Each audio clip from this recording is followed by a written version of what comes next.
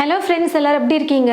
இன்னைக்கு நம்ம வீடியோவில் மீன் குழம்பு செய்ய போகிறோம். எப்பயும் போல் ரொம்ப சிம்பிளான மெத்தடில் மீன் குழம்பு செய்யாமல் கொஞ்சம் நம்ம டிஃப்ரெண்ட்டாக செய்ய போகிறோம்.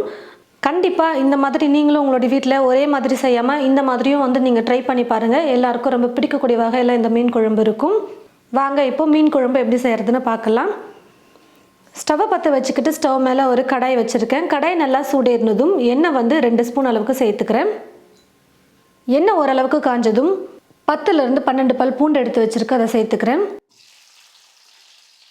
சின்ன வெங்காயம் உரிச்சு எடுத்து வச்சுருக்க அதை சேர்த்துக்கிறேன். 2 கைப்பிடி அளவுக்கு சின்ன வெங்காயம் சேர்த்துக்கிறேன்.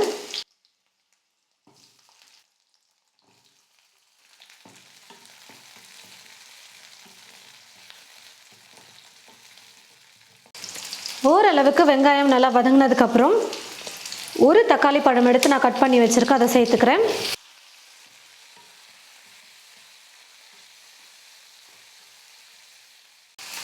வெங்காயம் தக்காளி ஓரளவுக்கு நல்லா வதங்கினதுக்கப்புறமா ஒரு 1/4 முடி தேங்காய் எடுத்துக்கோங்க. அப்படி இல்லைன்னா ஒரு கைப்பிடி அளவுக்கு தேங்காய் துருவலை சேர்த்துக்கோங்க, கரெக்டாக இருக்கும்.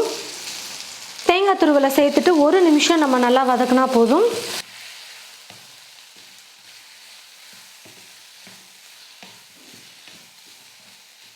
தேங்காய் துருவலை சேர்த்துட்டு 1 நிமிஷம் நல்லா வதக்கினதுக்கப்புறமா நான் ஸ்டவ் ஆஃப் பண்ணிடுறேன். வெங்காயம் தக்காளி நல்லா சூடாகட்டும். அதுக்கப்புறம் மிக்ஸி ஜாரில் சேர்த்துக்கலாம். ஒரு மிக்ஸி ஜார் எடுத்துக்கிட்டு நம்ம வதக்கி வச்சுருக்கிற இந்த எல்லா பொருளையும் நம்ம மிக்ஸி ஜாரில் சேர்த்துக்கலாம். 1/4 டீஸ்பூன் மஞ்சள் தூள், காரத்துக்கு தேவையான அளவுக்கு மிளகாய் தூள் சேர்த்துக்கோங்க. நான் இப்போது 1/2 டீஸ்பூன் அளவுக்கு வெறும் மிளகாய் தூள் சேர்த்துக்கிறேன். 1 டீஸ்பூன் மல்லித்தூள், கொஞ்சமாக தண்ணி சேர்த்து எல்லாத்தையும் நல்லா நைஸாக நான் அரைச்சி எடுத்துக்க போகிறேன். ஸ்டவ்வை பற்ற வச்சுக்கிட்டு ஸ்டவ் மேலே ஒரு கடாய் வச்சுருக்கேன். கடாய் நல்லா சூடேறினதும் நல்லெண்ணெய் சேர்த்துக்கிறேன். மீன் குழம்புக்கெல்லாம் பார்த்தீங்கன்னா நல்லெண்ணெய் சேர்த்து செய்யும் போது டேஸ்ட்டே சூப்பராக இருக்கும். எண்ணெய் நல்லா காஞ்சதும் கடுகு கொஞ்சம் சேர்த்துக்கிறேன். கடுகு நல்லா பொரிஞ்சதும் 10 வெந்தயம் மட்டும் நான் சேர்த்துக்கிறேன். ரொம்ப அதிகமாக வெந்தயம் சேர்க்கக்கூடாது. சும்மா ஒரு 10-15 வெந்தயம் மட்டும் சேர்த்துக்கோங்க. கூடவே வெங்காயம் சேர்த்துக்க போகிறேன். ஒரு மீடியம் சைஸ் வெங்காயம் எடுத்து நல்லா பொடியாக கட் பண்ணி வச்சுருக்கேன். இந்த வெங்காயத்தை சேர்த்துக்கிறேன். கருவேப்பிலை கொஞ்சம் சேர்த்துக்கிறேன்.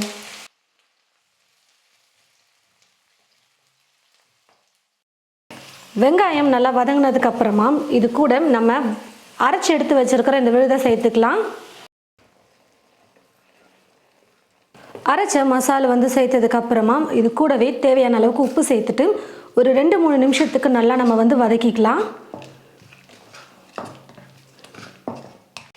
2-3 நிமிஷத்துக்கு நல்லா வதக்கினதுக்கு அப்புறமா இது கூட இப்போது புளி கரைசல் சேர்த்துக்க போகிறேன். ஒரு எலுமிச்சம்பழம் அளவுக்கு புளி எடுத்து தண்ணியில் நல்லா ஊற வச்சுட்டு அதுக்கப்புறம் இப்போ நான் கரைச்சி எடுத்து வச்சுருக்கேன். இப்போ இந்த புளி கரைசலை வடிகட்டி சேர்த்துக்கலாம். புளி கரைசலை சேர்த்ததுக்கப்புறமா மீன் குழம்புக்கு தேவையான அளவுக்கு தண்ணியும் சேர்த்துக்கோங்க. குறைஞ்சது 10லேருந்து 12 நிமிஷத்துக்கு நல்லா நம்ம குக் பண்ணணும். புளியோட பச்சை மணம் போகிற வரைக்கும் நம்ம நல்லா குக் பண்ணணும். அதனால தண்ணி பார்த்து சேர்த்துக்கோங்க. அதே மாதிரி மீன் குழம்பு உங்களுக்கு எந்த அளவுக்கு கெட்டியாக வேணுமோ இல்லை தண்ணியாக வேணுமோ பார்த்துட்டு அதுக்கேற்றது போல் கூட நீங்கள் தண்ணி சேர்த்து குக் பண்ணிக்கோங்க. மேலே ஒரு மூடி போட்டு மூடி வச்சிடலாம். நல்லா கொதிச்சு வரட்டும். புளியோடைய பச்சை மணம் போகிற வரைக்கும் நல்லா நான் பார்த்தீங்கன்னா 10லேருந்து 15 நிமிஷத்துக்கு குக் பண்ணிக்கிட்டேன். நல்லா கொதிச்சு நல்லா குக் ஆகிட்டு வந்துருச்சு. எண்ணெய் பாருங்கள் நல்லா மேலே மிதந்து வந்துருச்சு. நல்லா இந்த மாதிரி கொதிச்சு முடிச்சதுக்கப்புறமா கடைசியாக தான் நம்ம மீனை சேர்க்கணும். நான் பார்த்தீங்கன்னா இன்றைக்கி வெலை மீன் எடுத்து வச்சுருக்கேன். 1/2 கிலோ வெலை மீனை எடுத்து கொஞ்சம் உப்பு போட்டு நல்லா சுத்தமாக கழுவி எடுத்து வச்சுருக்கேன், தண்ணி இல்லாமல். இப்போ இந்த மீனை நான் சேர்த்துக்கிறேன். மீன் சேர்த்ததுக்கப்புறமா ரொம்ப நேரம் நம்ம குக் பண்ண தேவையில்ல. அதே மாதிரி ரொம்பவும் கலந்து கொடுக்கக்கூடாது, உடஞ்சிரும்.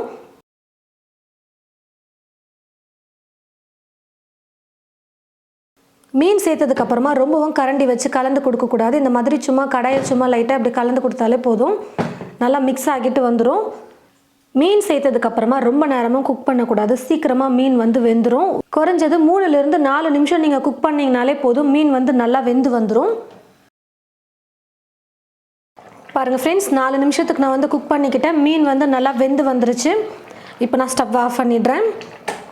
நல்லா டேஸ்டியாக எப்பயும் போல் நம்ம சிம்பிளாக பண்ணாமல் கொஞ்சம் மசாலா அரைச்சி செஞ்சுருக்கோம். கண்டிப்பாக இந்த மாதிரி நீங்கள் உங்களுடைய வீட்டில் மீன் குழம்பு செஞ்சு பாருங்கள், ரொம்பவே சூப்பராக இருக்கும்.